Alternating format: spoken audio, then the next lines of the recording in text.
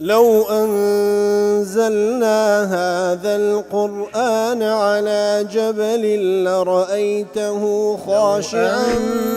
أنزلنا هذا القرآن على جبل لرأيته خاشعا أنزلنا هذا القرآن على جبل لرأيته خاشعا متصدعا من خشية وتلك الأمثال نضربها للناس لعلهم يتفكرون.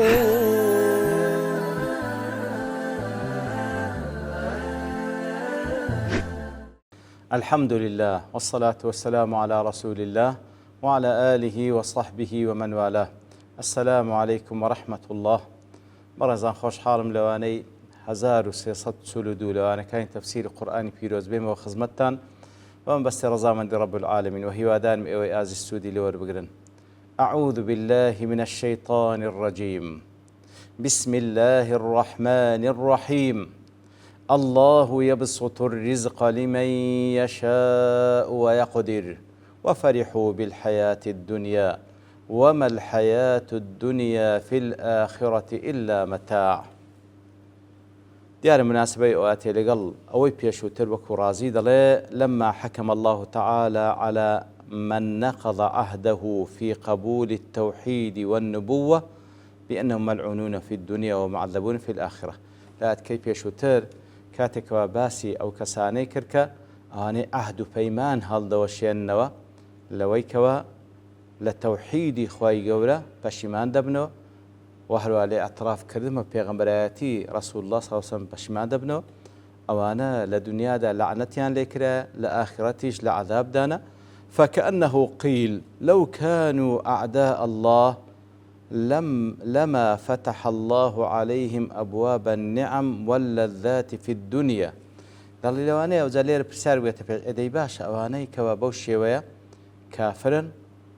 برامبر بالتوحيد خواهي قول برامبر بيغمبرات بيغم صلى الله عليه وسلم خواهي قول فرمي أوانا لعنتيان لسلا دي باش أقر أوانا دجمني الله تعالى أدي لبرسي خواهي قول زوريق لوانا درقاي خوشيا كانوا لذات دنيا ليه كردينوا فأجاب الله تعالى عنه بهذه الآية. الله تعالى بوشيوي ولامي أبرسياردات وهو أنه يبسط الرزق على البعض. الله تعالى لسرهن كان رزق فراوان دكا ويضيقه على البعض لسرهن الشان تنق دكا ولا تعلق له بالكفر والإيمان. مسألة رزق فراواني ورزق تنجي هيز علاقة بإيمان وكفر ونية. فقد يوجد الكافر موسعا عليه دون المؤمن. زور زارن بينرا كافرك رزق فراواني بيبخشرا إيمان دارك وانية. ويوجد المؤمن مضيقا عليه دون الكافر تمشارك إيمان دارك لضيقة رزق كافر كوانية. فالدنيا دار الامتحان. أبرو الدنيا جيجاي تاخر نوية كواتا مسألة رزق فراواني ورزق تنجي إلى قيب ويني كخواي قول سبحانه وتعالى أو كوا رزق فراواني خوشي دي أو كوا تنجيشة والعياذ بالله رقي ليدي بيتوا نخير أو مسألة تاخر نوية. الله يبسط الرزق لمن يشاء ويقدر. وأتى الله وحده سبحانه وتعالى هو الذي يوسع الرزق لمن يشاء. الله تعالى هر أوى سبحانه وتعالى رزق فراوان دك لسر أو كسان كمشيئتي لسر سبحانه ويضيق الرزق على من يشاء ولسر هندكانيش خواي قورة سبحانه وتعالى كمشيئتي لسر تنجيدك بحسب ما تقتضيه حكمة أو مشيئتي خواي قورة أو بري حكمتي تدا. وفرحوا بالحياة الدنيا أي وفرح الكفار كافر كان ضليان خوشا بو دنياي الذين وسع الله عليهم أرزاقهم. كافر كان أويك الله تعالى رزقش فراواني بيداينا زور ضليان بي خوشا بنعيم الحياة الدنيا بو خوشياني جاي دنيا طبعا كو ضليان بي خوشا فرح بطر وطغيان بي بطران دبن بي طغيان دكان سنور دبزينا وغفلوا عن الآخرة بآقاد من الآخرة بغي. لتفسير سمعاني وتفسير بغوي وتفسير ابن عادل إشارة بوكر فيه دليل على أن الفرح بالدنيا حرام منهي عنه. بەڕاستی دڵخۆشی بە خۆشەکانی دنیا حرامە و نەهی لێکرا. بەیضاوی دەڵێ وهو مذموم مطلقا. دڵخۆشی بە دنیا شتێکی گرەی لێکراوە بەڕاهایی، لأنه نتیجة حبها. لۆ دڵی پێخۆشە بە دنیا کە خۆشی دەوێ، والرضا بها چکۆ لێ پێی ڕازیە، والذهول عن ذهابها بێ ئاگالەوەی کەوا ڕۆژێک لە دەستی دەچی. هذا بەڕاستی هەندێک نییە ئینسان دڵی ئەوەندە بە دنیا خۆش بێ لەبەر ئەوەی ئەو دنیا جێی بەقا نییە، لە بۆ ئیمتحانە. ئالوسی دەڵێ أما الفرح بها لكونها وسيلة إلى أمر من أمور الآخرة فغير مذموم. بەڵام ئەگەر ئینسان دڵی پێخۆش بی بەو نیعمەتانەی دنیا بۆی کەوا وەسیلە و هۆکارێ بکە،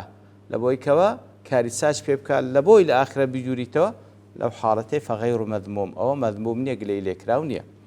لا عذب النمير الشنقيطي ضليه فالمذموم هو الفرح بالدنيا المحضة. أوي كوا مذموم قلي لكرا بخودي دنيا كاتو ضلت خوش بي، والأشر والبطر بو دنيايا بطران بي، بو دنيايا طغيان بكي، وهذا هو الذي ذم الله به الإنسان. أوي كوا إنسان قلي لك تدر بالدنيا وكخواي قلتهم إنه لفرح فخور كواتا ئەو دنیا لە خودی خۆی خۆشت بێ، نەزانی کەوا جێگای تاقیکردنەوەیە، و هەروابی تەمایوی کەوا هەد بوو پێی بەتەڕان بی، تەکەبور بتگری، وەڵا بە دەست و بازوی خۆم بەدەستم هینە ئەمن شایەنم، نەخێر.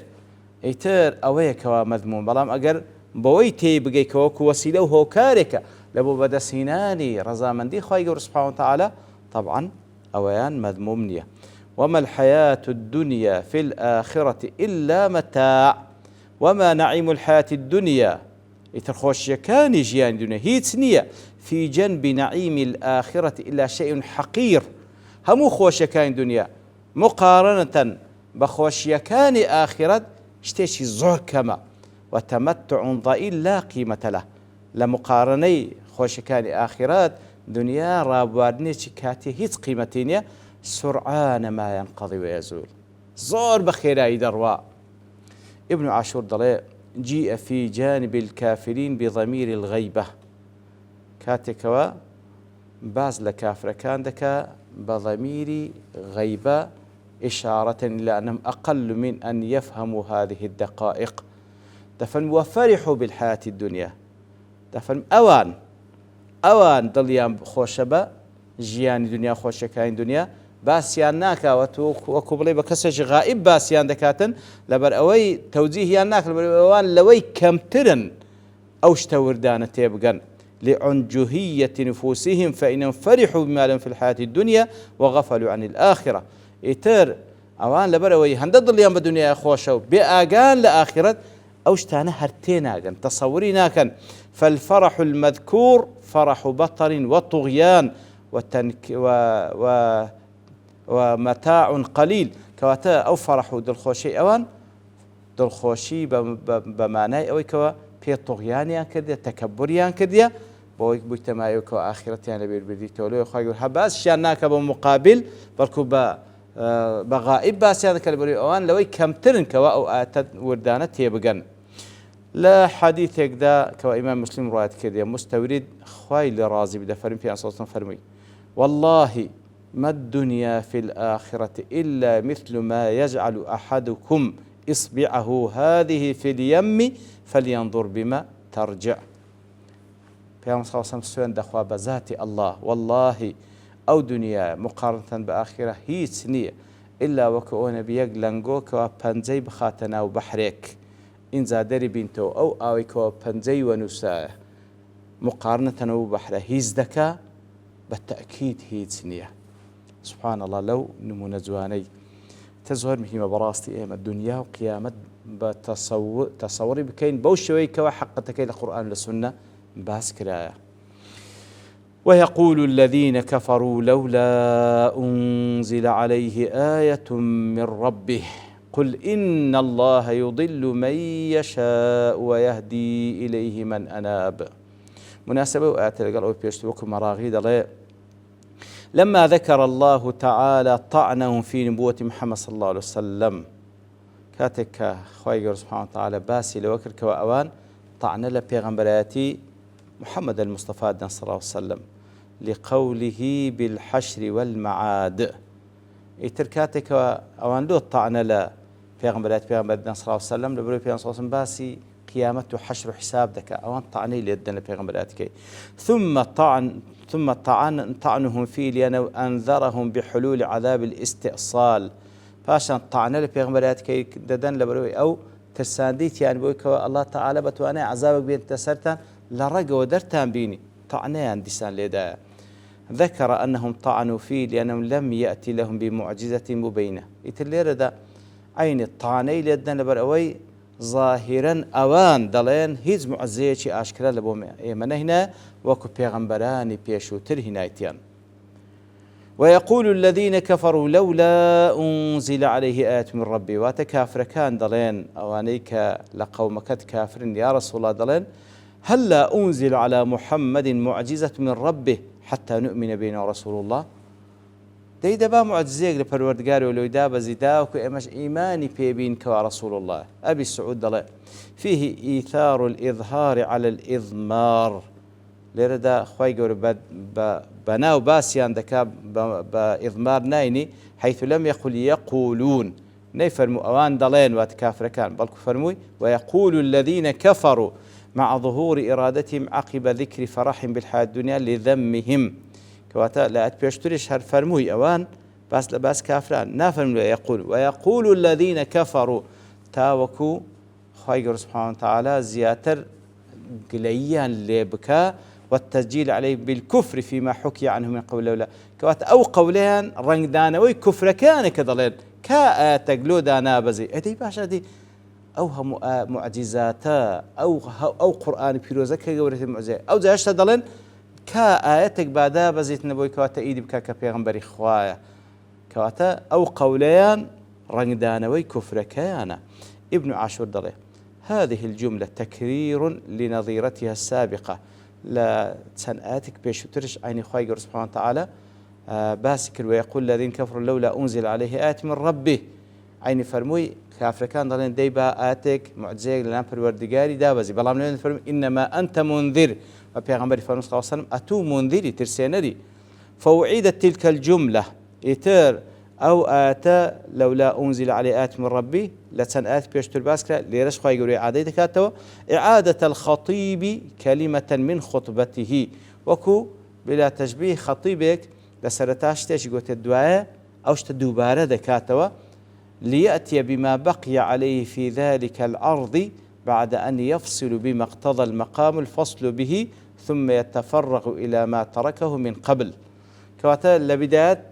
خطيب زار واشتيك دله باشا عندك تفصيلات بيدا باشا عنديسا أوشت دوبار دكاتو أو زاد تأكيد دكاتو أو كما باسبك لتفصيلاتكي لردان وكي باسي دكاتا فإنه بعد أن بينت الآيات السابقة أن الله قادر على أن يعجل لهم العذاب الآيات كان فيها شتر كخواي قالوا بيانك الله تعالى بتواناك وعذابيان لبو بينة الوكو أوان داواي دكان ولكن حكمته اقتضت إنذارهم بلام حكمة خواي قوري واد خوازك ومهلتيان بيبدا ليتحدى عبيده يتر أوش تحدى لنا خواي سبحانه وتعالى فتبين ذلك كله كمال التبيين كاتب راسي لكمال بيان ورمكرنا لنا خواي قوري سبحانه وتعالى قل إن الله يضل من يشاء ويهدي إليه من أناب لو لام دادا فرمكاتك واندلين لو دانا بزلنا خواي قول لبو تأيدي بيان صلى الله عليه وسلم دفن بيان بلا يا رسول الله لبو أو كساني كوا اقتراح دا بزين معززة كان لبو لا خواي لبو تو بيان بلا إن الله يضل من يشاء من عباده الله تعالى بيقمان كسانيك لبندكاني كمشيئتي لسربي خواهي قول برياري قمرائيان لسردا فيخذله عن الإيمان إتر وايلي ذكا كوا إيمان نيني ويهدي إليه وكسانيش خواهي قول هداية من رجع وتاب فيوفقه لاتباعه هدايتي وكسانيش ذا كوا أوان دقرينو بخوان دسنو لا الله تعالى خی گەور ئەوان تەوفیق دەکات ئیتباعی پێغمبەر بکەن صلى الله عليه وسلم وليس ضلال من يضل منكم لأنه لم تنزل عليه آت من ربي وفق ما يقترحون كوات أو كسان كوا جمران لبر أويني كوا معجزيق نهات تأييد بيغمبرات بيغمبر كصوص بكوان اقتراح إذا كان ولا هداية من يهتدي منكم بسبب إنزالها علي وأواني كهداية شاور لبر أواني كوا أو اقتراح أوان كرديتان لبوان دابزنا وإنما ذلك بيد الله وحده هو لدى صلاة الله تعالى يا بتنيا تماشاك يعني هو سنة شخوي قوري سبحانه وتعالى إيمان نهناني كافران لبرأوينية معجزيك نيوان قناعتين بخوي نايو إيمان بينيتن خوي قوريش موري لسرد ليدا توفيق نايب لبو إيمان أوي كوا رغبة إيمانها دقريت ولا الله تعالى خوي قوري سبحانه وتعالى سنتي ويكوا هدايتي ددا أو أن آتو معجزاتانش هي كوا كسيشي منصف كبدواي دا بقري قناعتي بيبي كوا محمد صلى الله عليه وسلم رسول الله أو قرآنش كلام الله أو حقه كوا هم لدنيا دا بي بختور دبي هم لقيامتيش بي بختور دبي إتر شتيتريج ما باس بكين لتفسير أوقاته بالله من برتوابوني كالدوستين ببشتوين الله تعالى وانداتو دينه خزمتي وصلى الله وسلم على نبينا محمد وعلى آله وصحبه أجمعين وآخر دعوانا أن الحمد لله رب العالمين. لو أنزلنا هذا القرآن على جبل لرأيته خاشعا أنزلنا هذا القرآن على جبل لرأيته خاشعا أنزلنا هذا القرآن على جبل لرأيته خاشعا متصدعا من خشية الله وتلك الأمثال نضربها للناس لعلهم يتفكرون